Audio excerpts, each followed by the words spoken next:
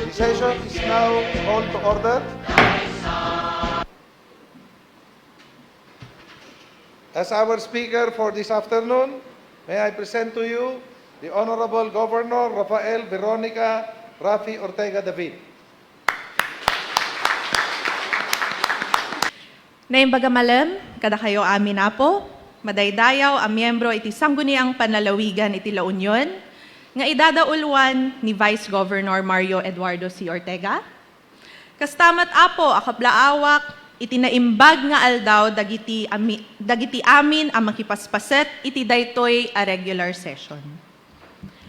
As the Governor of La Union, I stand behind this podium and I am reminded of the profound responsibility that we all carry to serve our constituents with dedication and efficiency. Today, I stand before you not only as your provincial governor, but as a partner in our shared commitment to deliver timely and effective governance. This presentation will be short and concise because I don't want to take so much of your precious time. But if you were able to take the time to suspend the rules for me to represent this program of governance, I also challenge you to also take the time to exhaust all legal means to tackle matters that are certified urgent. Matters that are backed up by complete documents with legal basis and are urgent for the people. On January 26, 2024, I have submitted our plans and programs through a written document that was duly noted by the Sangguniang Panlalawigan through Resolution 226-2024 and Resolution 325-2024, committing the full support of the 23rd Sangguniang Panlalawigan to the program of government of the Province of La Union for the year 2024. In fact, hawak ko nga po yung mga resolutions na ito. Ang ganda pong basahin. Resolution number 325-2024, committing full support of the 23rd Sangguniang Panlalawigan to the program of government of the Province of La Union for the year 2024 pursuant to Section 465 of the Local Government Code of 1991. Today, as I have been invited by the Sangguniang Panlalawigan to once again represent the same, I stand here to verbally and physically reiterate our plans and programs for our La Union, as I also find it apt and very much timely to speak, to knock on those who have slept like logs. Some have done their due diligence, and I thank you for that. Yet some are still silent, some are still doing nothing. Thus, some of these PPAs seem to have been forgotten. And these are the same PPAs that we have also submitted to Malacanang and the DILG.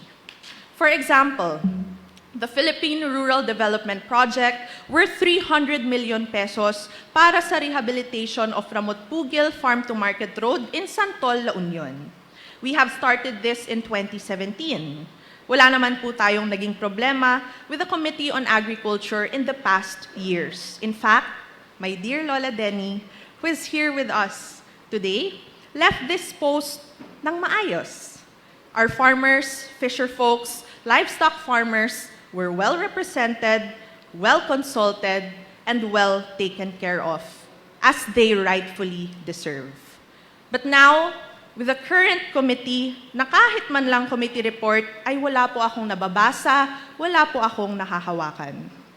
On the other hand, salamat po sa Committee on Public Works and Utilities for your swift action on the matter when it was referred to you, because you were able to act on it on the same week. Ibig sabihin, posible na mabilis po nating ma-actionan to. It is just sad na bumalik na allegedly ulit sa Agriculture Committee, and at this point, I have been forced to work on verbal reports as up to this time, because this same committee has not officially covered his actions with the required reports. This is not on me. This is on you, Mr. Chair of the Committee on Agriculture, who isn't even present today. By the way, congratulations po for having a post in the Liga ng mga Barangay in the Philippines. I pray that you do not forget your duties and responsibilities to the province, because you are first a board member here in our province of La Union before you are a national liga ng mga barangay official. If I fail to call you out, then I would have failed our kaprobinsyaan who have entrusted their confidence when they both voted for both of us and all of us. With these inactivity and delayed actions, ganito rin ba yung mangyayari sa ibang sectors natin? Do I also need to call out other committees? I hope not. Maybe later. We'll see. In the course of implementing the same PPAs from January to now, we have actively engaged our constituents, and through feedback and consultation, we have undertaken recalibrations and adjusted our PPAs to include those that will allow us to respond to intervening events and developments in program execution. Given the constance and fluidity of governance, we have proceeded under the presumption of regularity to serve our constituents with dedication guided by our performance standards premised on compliance and adherence to legal basis, existence of appropriations and fundability, and complete staff work and timeliness. We bear in mind, in intent and in action, the fact that our province looks to us not just as representatives and officials, but as stewards of progress and development. With absolute confidence, our province of La Union has fared well, not only in award-giving searches and ratings, but more importantly, in the governance sectors, namely financial stability, economic dynamism and competitiveness, resilient communities, and organizational accountability and governance. As the province moves towards the achievement of the vision of the financial stability sector to be the haven of sound financial management by 2024, the PGLU continues to ensure efficient financial resource management. In 2023, the province implemented various programs and projects that contributed to the acceleration of sustainable revenue generation, guarantee effective and prudent budget planning and allocation, achieve optimal and responsible utilization of financial resources, and enhance external resource mobilization. To note, we have a total revenue collection of 2.83 billion pesos with an 84.14% utilization rate and 0 disallowance and suspensions, tantamount to the 113.64% collection efficiency rate. For 2024, we were able to utilize 77.33% of our local disaster risk reduction and management fund, 98.86% of our special education fund, and 72.82% of our local development fund. The economic dynamism and competitiveness sector fared well as well in 2023. This could be attributed to the continued development of the agri-tourism industry, sustained conducive climate for tourism, trade, and industry, and the upbeat performance of the agriculture sector, which was maintained through entrepreneurship.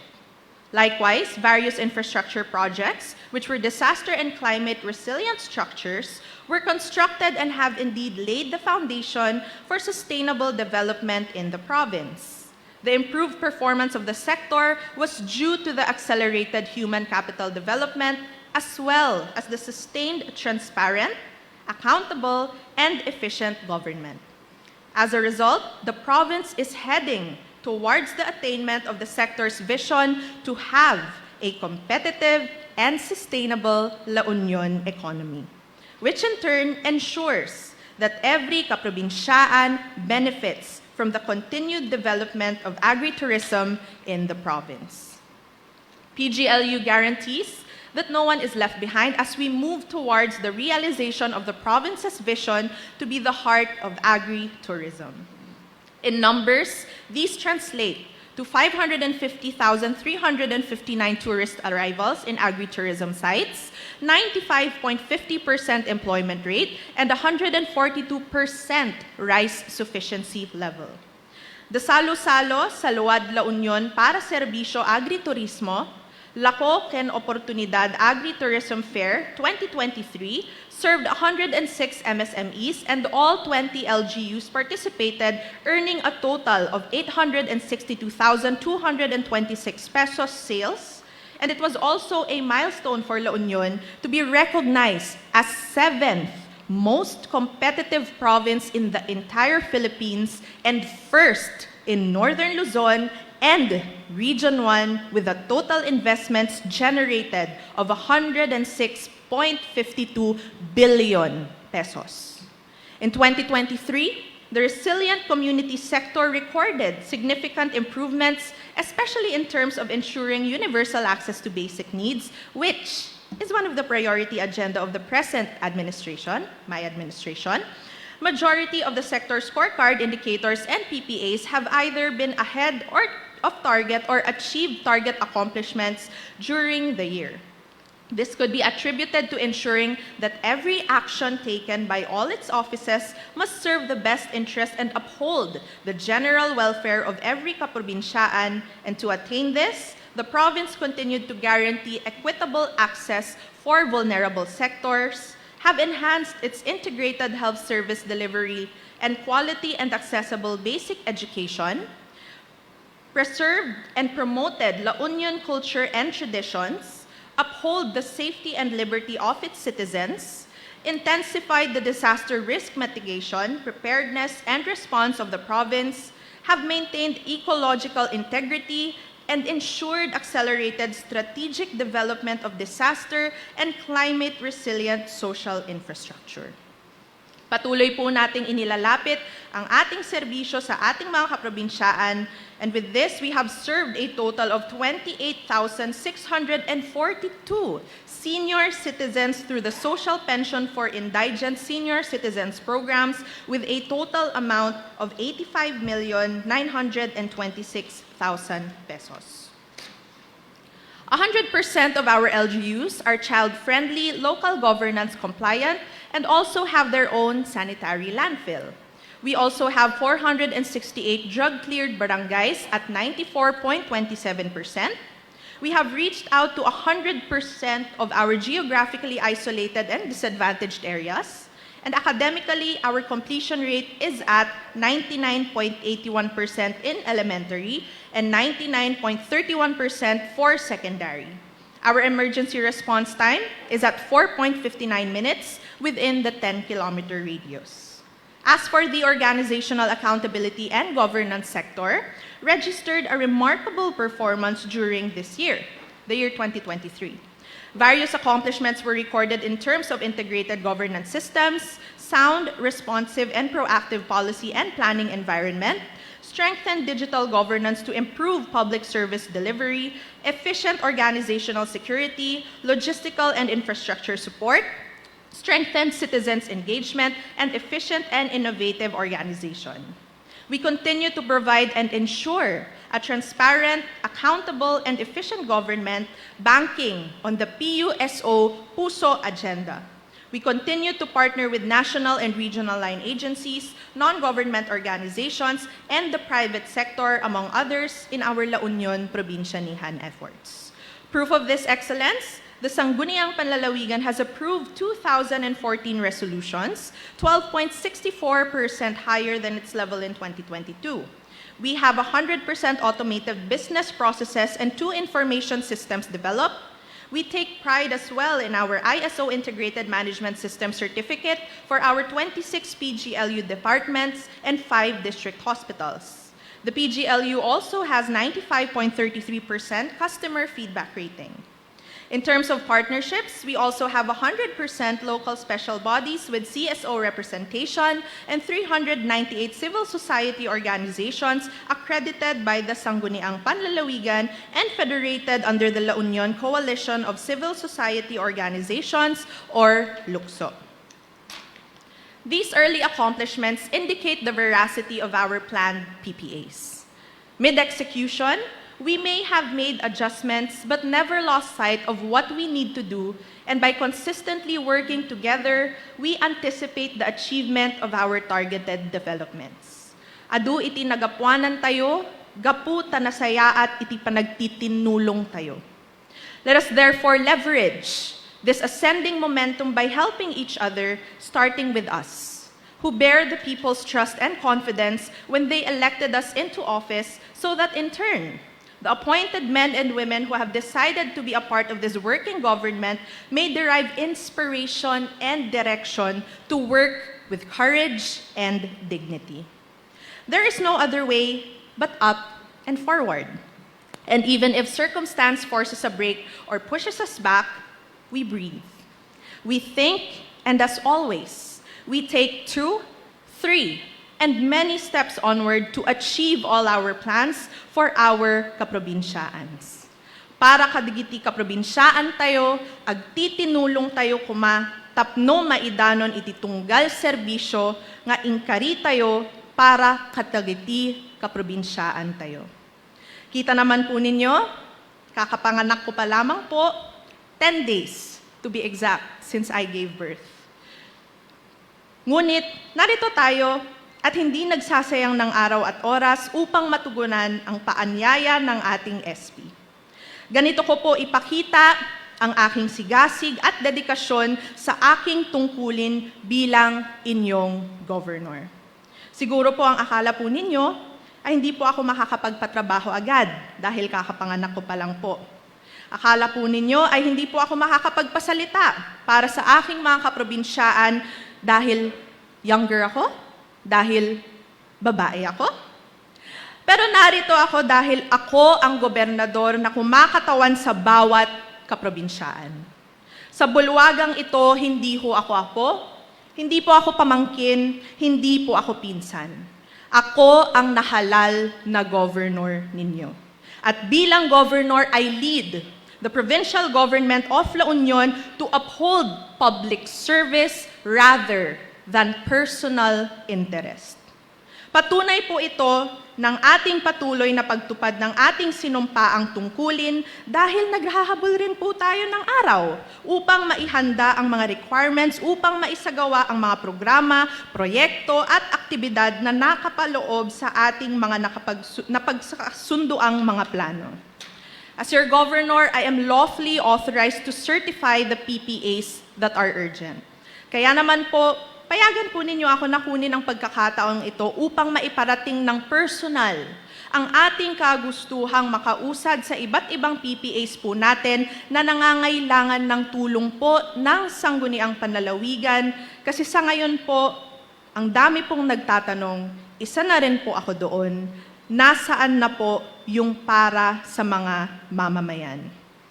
Alam po ninyo, I am happy and proud to sign the congratulatory resolutions that I received in my office that you were able to prepare. But I'd be happier to sign resolutions that will benefit the people directly and greatly. Again, nasaan na po yung para sa mga mamamayan? You might say that the Sangguniang Panlalawigan has reasons on why these are being delayed. Don't you think that the people deserve to know why? Hindi naman po siguro mahirap sabihin kung valid ang mga rason na ito. Pero kung personal na rason na ang mga ito, why should it be at the expense of the people of La Union? Ilan po sa mga tinutukoy ko ay ang mga nakapaloob sa ating supplemental budget numbers 2, 4, and 5. For context, supplemental budget number 1, containing the assistance to fire victims of the San Fernando Auxiliary Wet Market fire, was provided with SP resolution within 10 working days. Supplemental budget number 3, for the Bawang Farmers Multipurpose Civic Center worth 60 million pesos was provided with SP resolution within 36 working days. Pero ano na pong nangyari sa supplemental budgets 2, 4, and 5?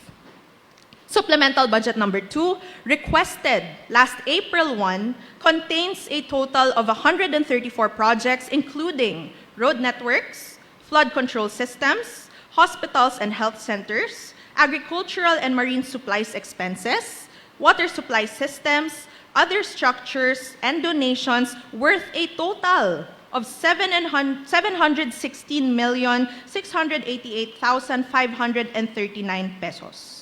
Kabilang po dito ang construction, rehabilitation of small-scale irrigation systems, small water impounding projects, small farm reservoirs, and public irrigation schemes para po sana sa Bawang, Sudipen, Bacnotan, Santol, City of San Fernando, San Juan, Aringay, San Gabriel, Rosario, and Pugo worth 50 million. Rehabilitation and improvement of Almeida Farm to Market Road Phase 2 in Balawan worth 10 million pesos. Construction of Ayawan Slope Protection in Luna worth 5 million. Agri-production support worth more than 72 million pesos and agri-infra support services worth 153 million and 130 other projects pa po na kung isa-isahin ko pa po sila na kung matatagalan po tayo dito.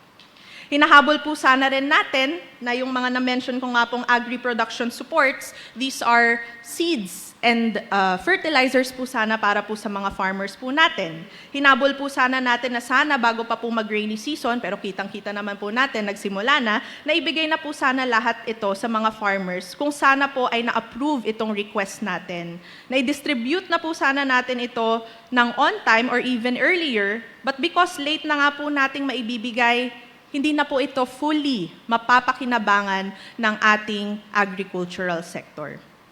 Supplemental budget number 4 naman po tayo, requested on April 4. Hindi lang po magkalayo. Has been taken partial action wherein approved portions cover donations for disaster rehabilitation and recovery, livelihood and business development, and aid to individual in crisis situation for burial and medical financial assistance, as well as for PGLU employees monetization. But pending, under the same supplemental budget are funds for constructions, improvement, rehabilitation, and repair of our PGLU buildings, offices, and facilities, support to PNP regional and provincial offices and other law enforcement agencies through the provision of office supplies and equipment and trainings and seminar, installation of solar roof panels at the provincial capital, our governance advocacy campaigns, and other committee-related activities. Supplemental budget number 5, requested on June 21, same time ng panganganak ko, covers for the payment of wages of our job orders and contracts of service, as well as terminal leave benefits of employees, response to non-emergency, emergency planned events and disaster operations, information network expansion initiatives, and more PPAs amounting to 51,173,061 pesos. Nagawa ko pang magpirma, di ba? Nanganak na nga ako. These are all crucial to ensure continuous and uninterrupted service provision of the PGLU to our people. Along with the supplemental budgets then po awaiting for action, we are also waiting for updates on our request for supplemental AIP 1 and 2, received by the SP on April 1 and June 3 respectively, on which partial actions were taken. Supplemental AIP number 1, among others, the following are some of the programs under this with pending approval.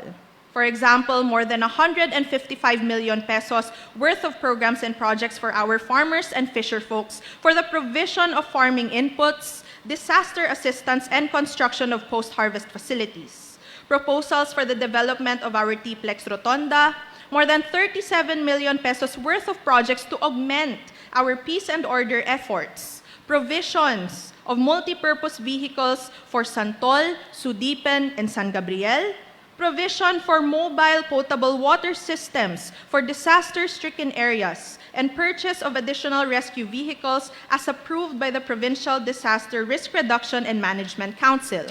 Provision of livelihood assistance and capacity development program para sana po sa ating mga market vendors associations and tricycle operators and drivers.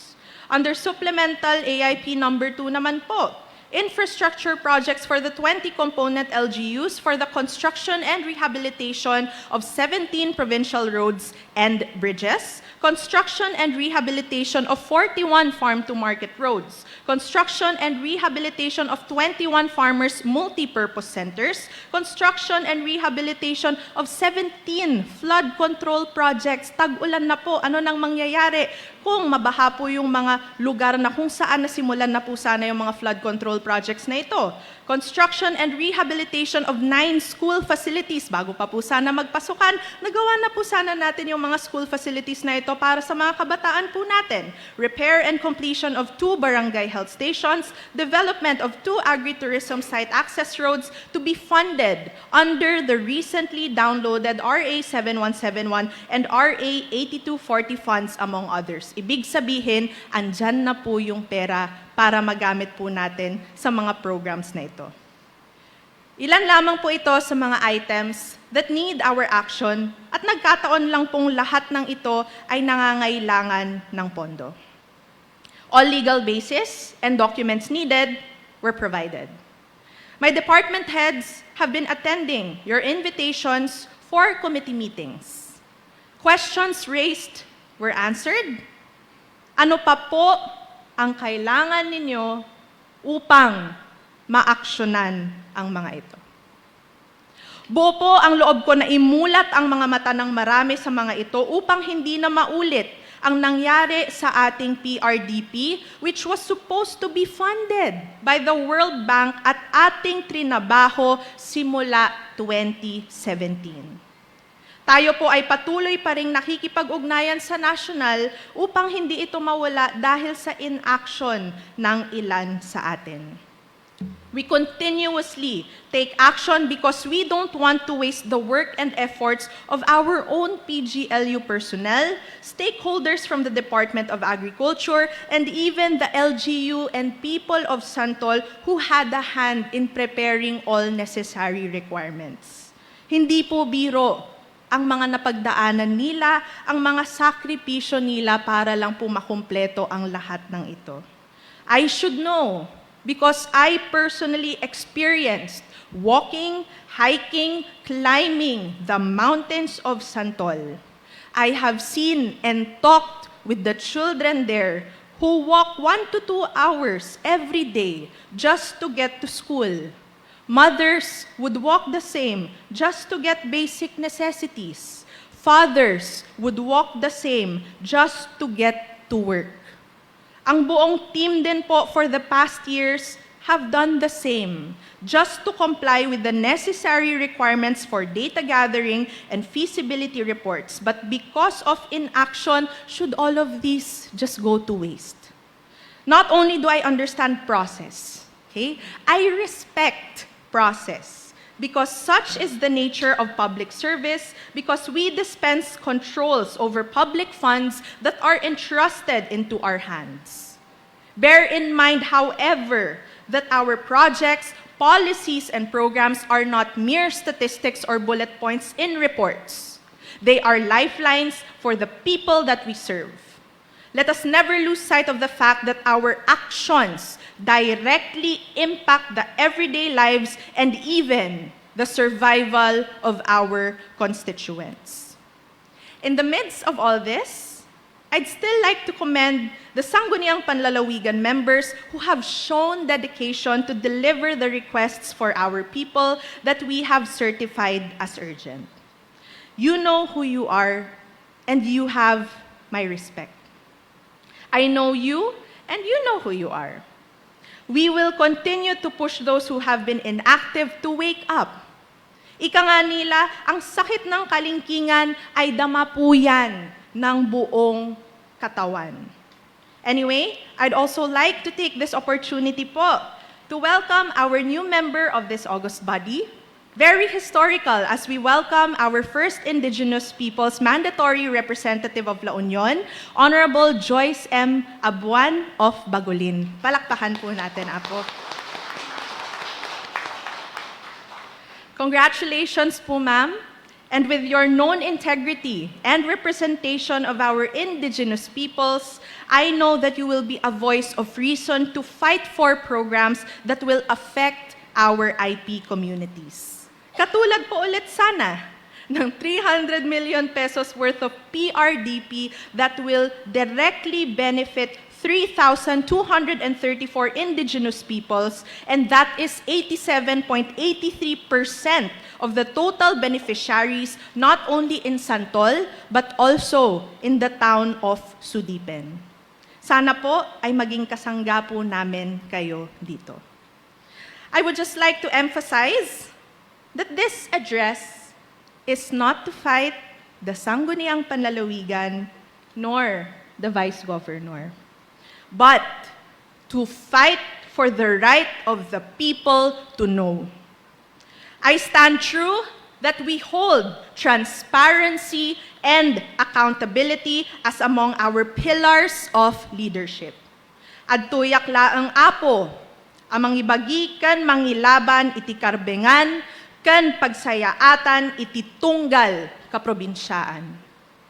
We have exhausted all diplomatic, legal, and moral ways possible to resolve this within the provincial government, but to no avail. Thus, I believe the people who have elected us to our respective positions have the right to know what is happening and what is not happening. This is what is happening now, but this is not the state of our province that we want. Uulitin ko po, ito ang kasalukuyang nangyayari, ngunit hindi ito ang estado na nais natin para sa ating probinsya, ngunit ito ay magiging basehan sa magiging estado ng La Union sa hinaharap.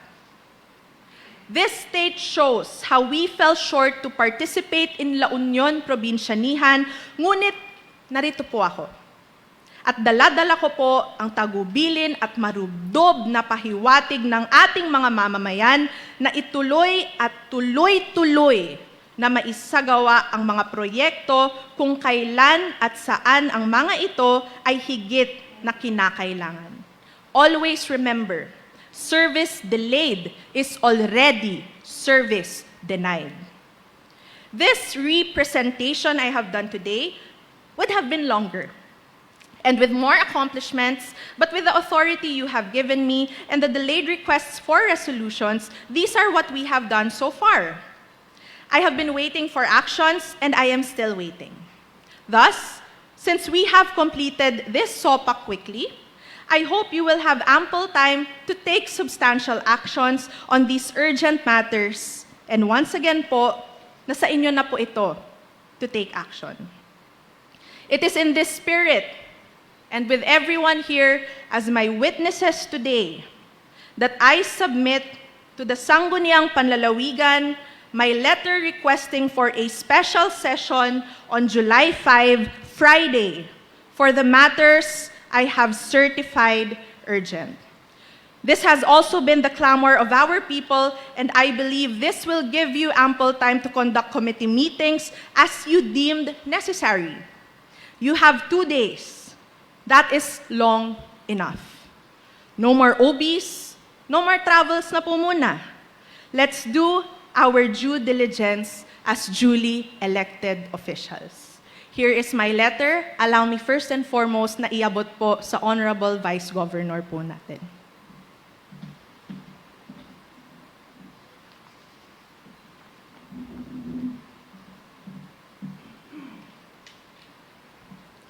Kaya po, kung mamarapatin po ninyo, I'd want to know once and for all. Gawin na po natin sa Friday. Do you support po ba yung mga programs and projects natin o hindi? It's only a yes or no. It's only an approval or a disapproval. Wag na po nating patagalin pa, di ba? Because if you agree, then good. Let's implement it all. But if hindi, please let us know why, so we could all move forward from this. At hindi po tayo stagnant lamang. Today, I call upon each of you, esteemed members of this august body, to accelerate our efforts and fulfill our mandate with unwavering dedication. Let us seize the opportunities before us to make La Union a beacon of progress, a beacon of prosperity, unity, and love. Together, let us build a future where every citizen can thrive and every community can flourish.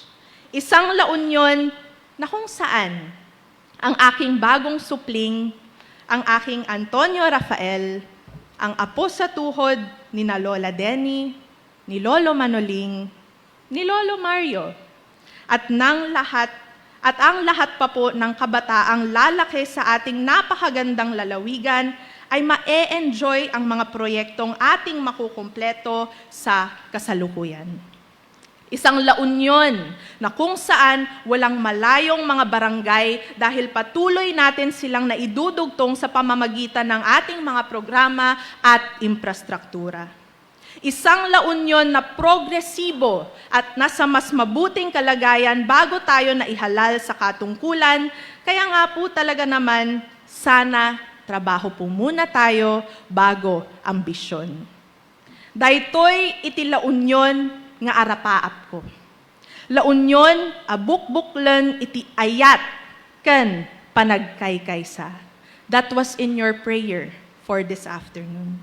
Maraming salamat po sa inyong lahat. Diyos una iti agina. May God bless us all and God bless our fair La Union. Thank you.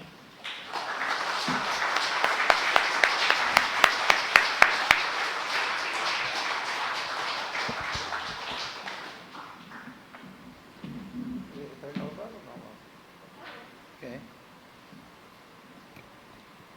Well, if there is anybody to blame for any shortcomings or anything that is expected from the Sangguniang Panlalawigan, I take all the cuddles of saying I am the one responsible. However, we know that you are the governor of the province of La Union. However, we are also the Sangguniang Panlalawigan of the province of La Union. And for all you know, we are partners. We are equal. We are all elected, and we know very well that we are answerable to the people of La Union. Come election time, that will be the judgment day. However, as you would always put it, that you have exhausted every means, I don't think so. I beg to disagree. Because you called some other people except the person concerned. When we need something from the executive department, we go and talk to the governor. When the governor needs something from the Sangguniang Panlalawigan, the governor calls or goes to the presiding officer or the vice governor. You said that you have walked all the mountains in the province of La Union. You weren't born yet, we were already doing it. You have not seen all the things that we have done before and today. And for all you know, the reason why we are so much strict in coming out with all these requests that you are saying, it's because we are hearing a lot of things from all other sectors of the area. Just like, for example, you are saying that it is too early for every ambition and all that. Let me ask you, when they asked us, we gave you the authority to purchase the mobile cars for the barangays. We are asking, where are the documents that would say that they have received it, turned over, and everything? I don't think that has been done. We have several times been doing so. And you know, there is such a thing as the executive session. That is where we can air. I tried doing it, but you did otherwise. You wanted all the department heads to be present. That is not an executive session. An executive session is between the governor and the Sangguniang Panlalawigan and all its members, so that we can thresh out all these things. Since you want these people to know, tell me, the buses that we bought, why is it that there is a face there? What is the use of that? Is it to promote somebody else? Because we hear this from other people. You may not have heard it, but that is what we hear. The mobile cars that are being given. Barangay captains come to us and say, why is it that it's turned over to this and that?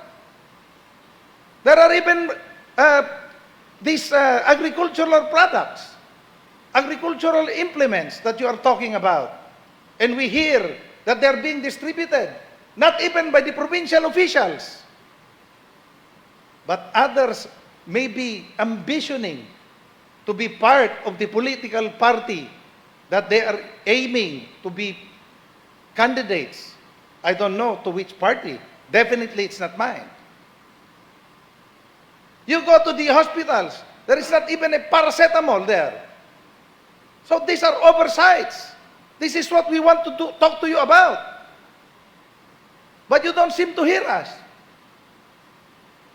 There are mobile cars that are even, there is again the face that is there. What is that for?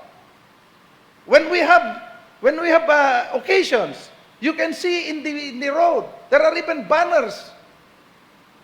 There's a name written there. I don't know what that is for. Is that for an ambition? There are a lot of shortcomings. But what happens? It's a pointing finger to this and that. But you must remember, when you point your finger, there are three going back to you. And I do not do that.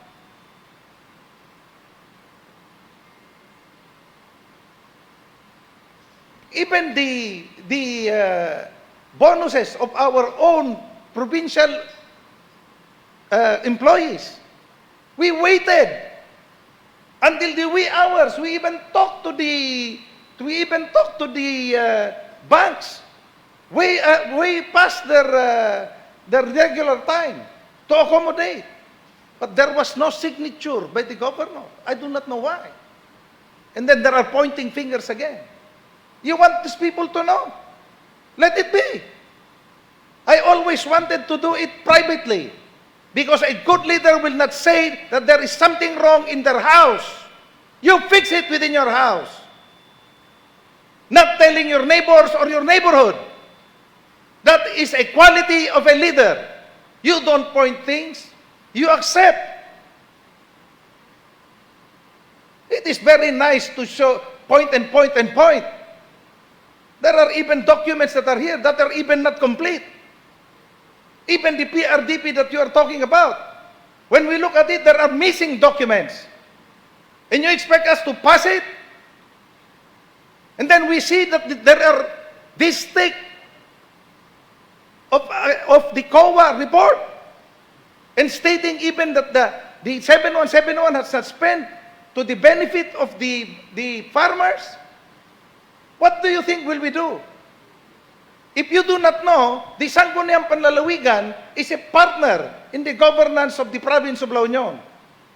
And at the same time, we act as a fiscalizer when we see that the implementation of these projects are not done well. There are even projects that are infrastructure that being done. Wala pa isang linggo, 2 linggo, pulbos na. What do you expect us to do? That is even the reason why we pass a resolution stating that if there are any infrastructure project, that it goes to the Committee on Public Works. For what reason? So that we will know. When there are big projects, we are not even included. How are you looking at us? Just people that you pass this paper and we will now mark yes? That is not the way it is. You see, when you are a leader, there is something that you would want to happen, that you would want to do, that you would want to realize. You go down. You talk to all the people needed to talk to. Forget about your position. Your aim is to realize that project because you know very well that that is for the betterment of the people of La Union. You just go down right accusing people this and that. Look at the mirror before you say it, so you can see your reflection to the mirror. Are you also at fault? It is not right to accuse these people who are working here, and as if you are the only one working. We are all elected officials here. We all know our accountability. What transparency are you talking about when there are even a lot of people that have finished their projects and everything but have not been paid to the date? What is happening? Why? Whenever there is a project that has been brought and bidded and all that, there is money to be paid. Tell me, what is the reason why these people are not paid? I cannot understand. That is the reason why we are now a little bit strict in just proving and approving and approving. For the past how many years did you ever see us do that way? Anything that you put here, it's always go, go, go.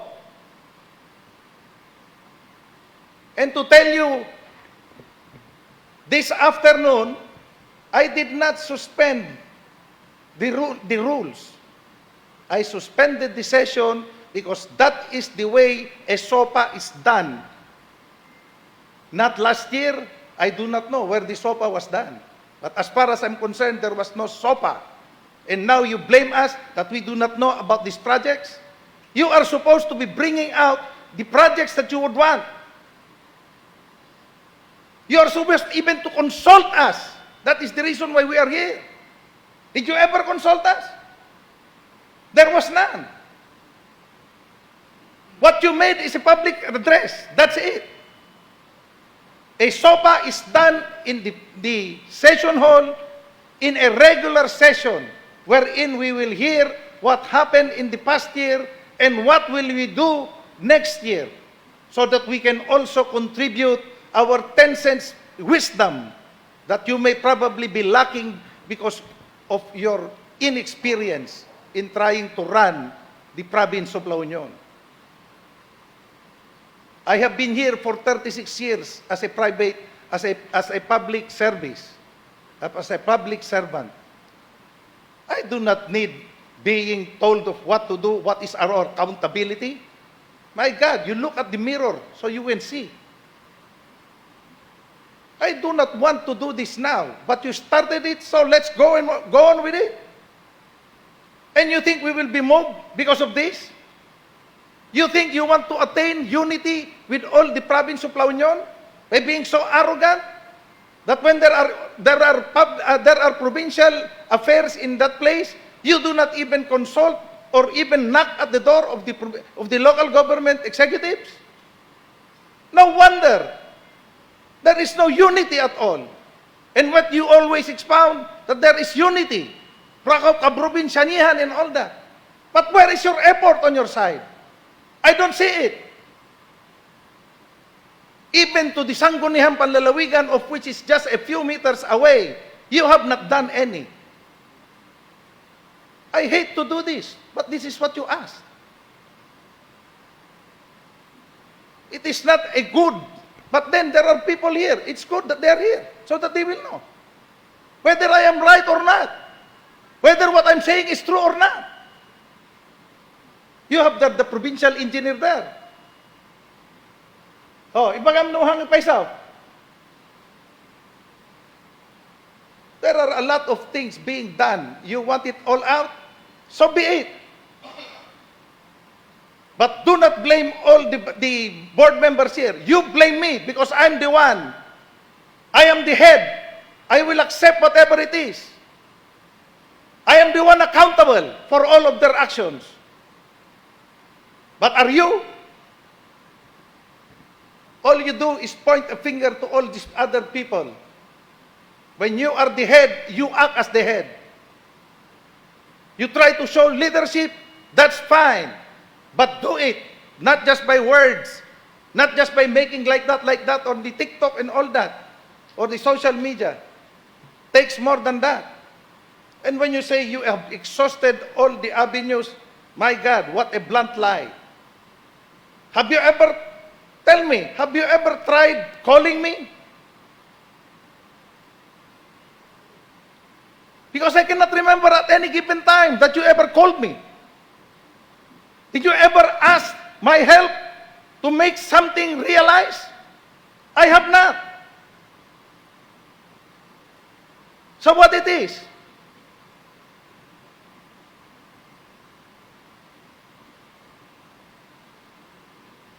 It's not a question of this and that. It's a question of, being a leader. Want to be a leader? Show them. You want to be respected? Give respect, so that they will in return respect you. But to tell you frankly, I have not seen you give your respect to all other people, local executives man or others. I don't know if you have given respect to all of these people. But the way I look at it, I have not felt it. Anything you have asked in the past, we have always said yes. I even know that you have tried to talk to all the other members of this August body, and what is their suggestion to you? Why don't you get in touch with the Vice Governor? Have you ever done so? For you to say that you have exhausted every means of communication? Communication is a two-way. Even cooperation at that matter.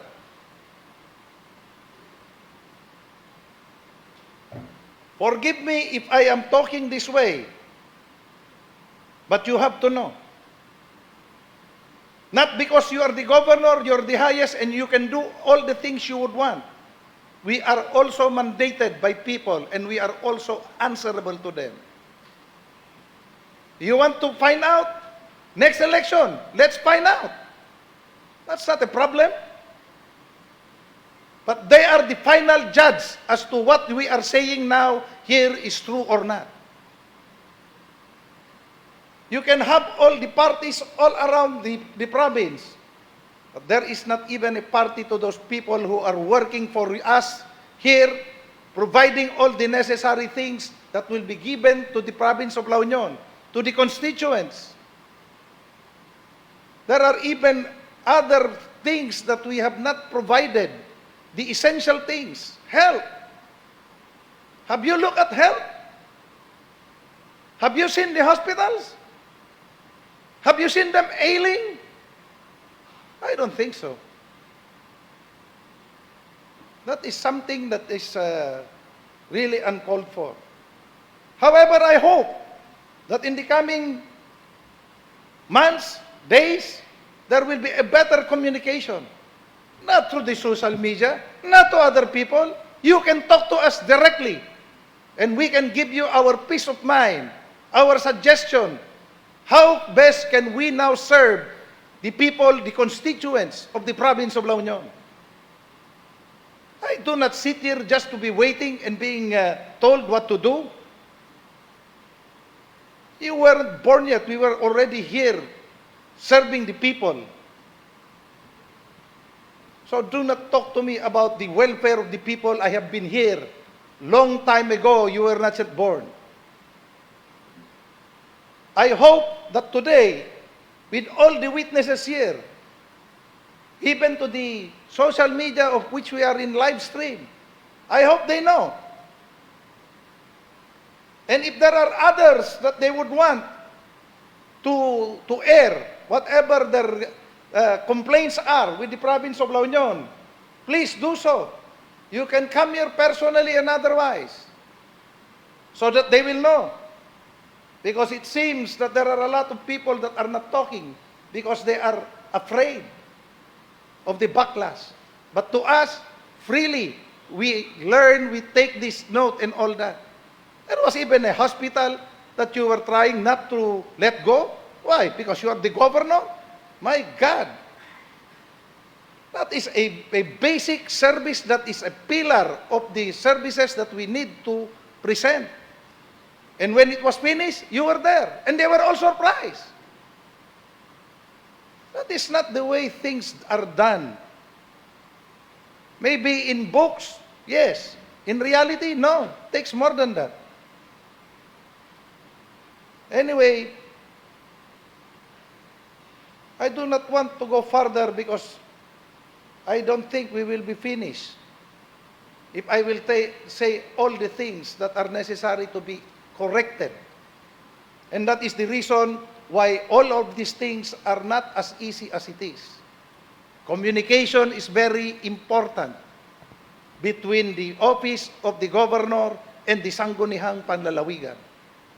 And you may not know, we are equal as to power and authority. If you do not know that, at least now you would know.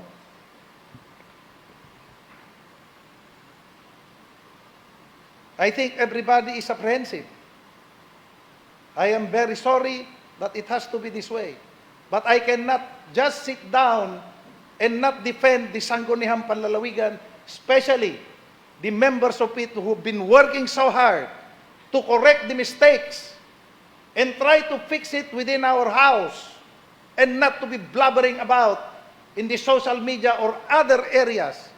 I have to fix it here first in the house before we go to other extreme measures, not to be pointing or blaming each other, but to come with a constructive way of doing it, correcting it. That is the way it should be done. Now, I am even supposed to be receiving the plans of the good governor for the year to come. But what do I receive? This letter. Some sort of I would say it is a blackmail, saying that the people is this and that. But if these things are done properly and in the time, then that would be done. Even the budget for the sweldo ng mga employees natin. Hey God, when did we receive it? Then you're going to blame us? That should even be already a regular thing. Months before that, you should have submitted it. But what? Days? That's not the way things are done. Before you try to invade in the authority or office of one, of which some of your people tried undermining, what do you look at us? How do you look at the office of the vice governor? It can be circumvented. It can be licked around. You want to dissect the power of the Sangguniang Panlalawigan of the province of La Union? My God, you're dead wrong. If you would have called and have a dialogue, it would not go this way. It would have been easier. But you always want the hard way. You want the people to know, to decide. On election time, on election day, that will be done.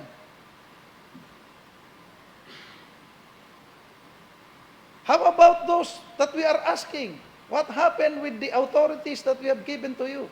You know that they're even supposed to be ratified by the Sangguniang Panlalawigan? All the memorandum of agreement and all that? Even the deed of donation, we should know. We should see. We should be informed. What happened to it? Are we ever informed about it? I don't think so. Because I have not received any.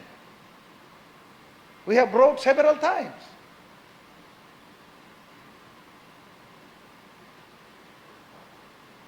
As if you're the only one sacrificing things and all these things.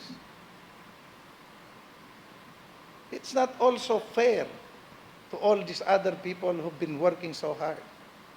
I hope you realize that before you come and talk to other people saying this and that. I do not know what is to be gained by what you said today. There will be more if it would have been much easier for communication between the office of the governor and the office of the Sangguniang Panlalawigan. You want to make it harder. I don't know why. Anyway, I would like to end this SOPA. The SOPA is mandated by the local government code, for all you know, that it should be done in a regular session in the Sangguniang Session Hall and not elsewhere, unless it is promulgated by the Sangguniang Panlalawigan to say so, and there must be a good reason why it should not be done here in the session hall and in a regular session of the Sangguniang Panlalawigan. Now, may I call on our holy man to give a little blessing for us to be cleared of all these high-tension things that should be done. We arise Okay? for the closing prayer. Agkararag tayo amin, Apo. Ti agnaed, iti salinong ti kangatuan, ken iti pan nakalaknib, ti man nakabalin amin. Mabalin ako na iti Apo, sika ti kamang ken sa laknib ko. Sika ti Diyos ko, ken ka agtalekak. Ilisi na kanto kadagiti peggad, adi ka ammo ken kadagiti makapatay a sakit. Sa lukuban na kanto kadagiti payak na, ket awan to ti pakan anwam. Sa lakniban ken aywanan na kanto ti kinapudno ti Apo. Awan to ti kabutong mo iti rabi, ure pay ti apana sumiyag iti aldaw. Di munto kabutang ti didigra adumteng iti sipnget, wenno ti angol nga agpapatay iti lawag. Ure 1,000 ti mattuang iti sikigam, ken 10,000 ti mapasag iti aglawlaw mo, saan kanto ang madangran. May matangam to no kasatno ti pannakadusa dagiti manang dadakes at tao. Agsipod ta pinagbalin mo ti Apo akamang mo, ken ti kangatuan a salaknib mo. Awan to ti dakes a mapasamak ken ka, iti taeng mo, awan to met ti dumteng a didigra. Ta ibaon to ti Dios dagiti angheles na ang mangaywan ken ka tapno iti sandino man napapanam, salaknibanda ka. Kadagiti imada tapayaen ta kanto tapno saan na madunor tasakam iti bato. Ibadok mon to ti leon ken ti uleg. Ipayat mon to tinarungsot a leon ken tinagita nga uleg. Kuna ti Dios, isalakan kon to dagiti agayat kanyak, ket salak ni bakto ida ta amuda tinagan ko. No umawag da kanyak, ipangag kon to ida. Adda akto kadakwada iti tiyempo ti riribok da. Ispalik to ida, wen, padayawak to ida. At iddo gabiyag ti iparabor ko kadakwada ket isalakan kon to ida. Amen.